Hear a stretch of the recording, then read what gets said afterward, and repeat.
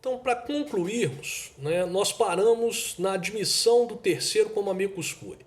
Então eu disse que uma vez admitido a intervenção do amicus curiae, ele terá 15 dias para fornecer as suas razões, né, que são os seus subsídios, a sua opinião.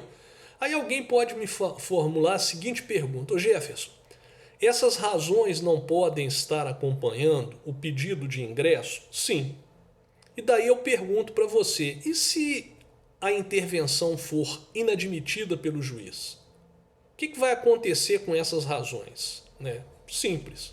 Né? Ou o juiz vai determinar o desentranhamento delas, então o juiz vai mandar retirar dos autos as razões formuladas pelo amicus curiae, ou simplesmente vai ignorar essas razões por ocasião da decisão da causa. Então é isso que vai acontecer.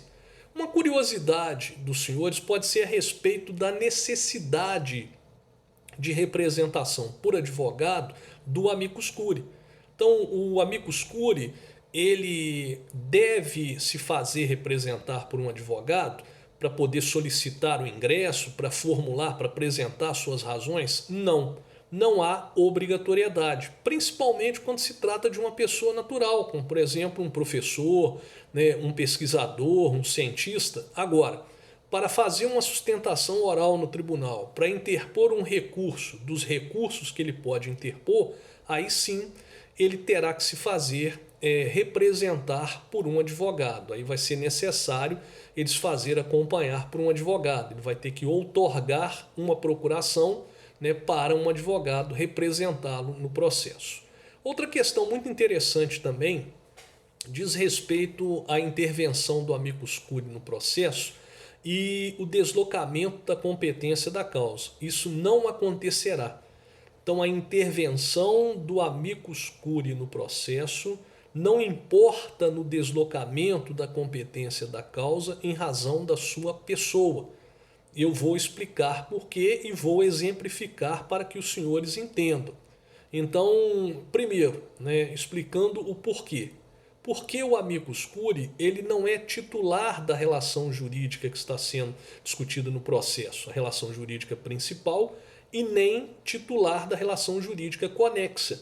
Porque senão o amicus curiae ele iria intervir no processo como assistente litisconsorcial ou como assistente simples. Os senhores já aprenderam.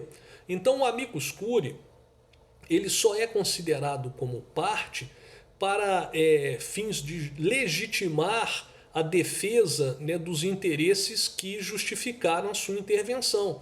Mas ele não é considerado como parte para efeito de deslocamento da competência da causa. Então vamos lá um exemplo para ver se facilita a compreensão. Vamos imaginar que perante a vara empresarial da comarca de Juiz de Fora, Estado de Minas Gerais, esteja tramitando uma ação, né, envolvendo duas empresas, onde está se discutindo a validade ou não de uma fusão.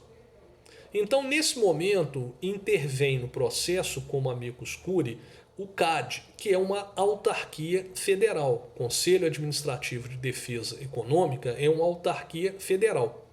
A intervenção do amicus curiae, do CAD, no processo como amicus curiae, não vai deslocar a competência da causa em razão da sua pessoa, da vara empresarial, para uma das varas federais da subseção judiciária de Juiz de Fora. Então a ação continuará tramitando perante a Justiça Estadual Comum. É isso que eu quero dizer para os senhores. Ainda há pouco eu disse que o amicus curiae ele é considerado como parte, né, para efeito de legitimar a intervenção dele no processo, né, mas uma parte com poderes muito mitigados.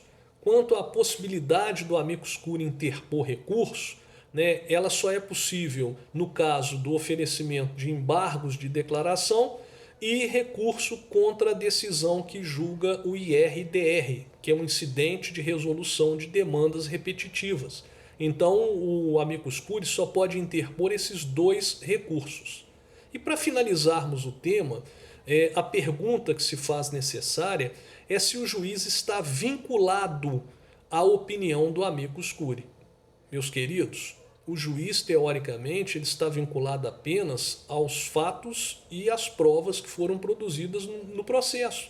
Mas mesmo assim ele pode, por exemplo, recusar o laudo feito pelo seu próprio perito. E da mesma forma, ele não está vinculado à opinião do amicus curiae. Agora, uma coisa é inegável. Naquele processo em que foi admitida a intervenção do terceiro como amicus curiae, né, considerar que o juiz poderia simplesmente passar batido, ignorar, menosprezar a opinião dele, as razões que ele ofereceu, representaria uma grave violação do contraditório e isso aí estaria desvirtuando a própria essência do Instituto. Então, se o juiz não desejava os subsídios de ordem técnica dele, por que não indeferiu no início o ingresso dele? Por que admitiu? Então, naqueles processos em que o juiz admitiu o ingresso do terceiro como amicus curiae, ele, sob pena de restar caracterizado violação ao contraditório, ele tem que enfrentar essas alegações. Ele não está vinculado a elas, mas no momento em que ele for sentenciar, no momento em que ele for decidir, ele vai ter que enfrentar, né, as alegações apresentadas pelo amicus curiae. Então é isso que nós tínhamos para o momento. Um abraço para os senhores, um excelente final de semana, com muita paz, com muita saúde e com muita luz.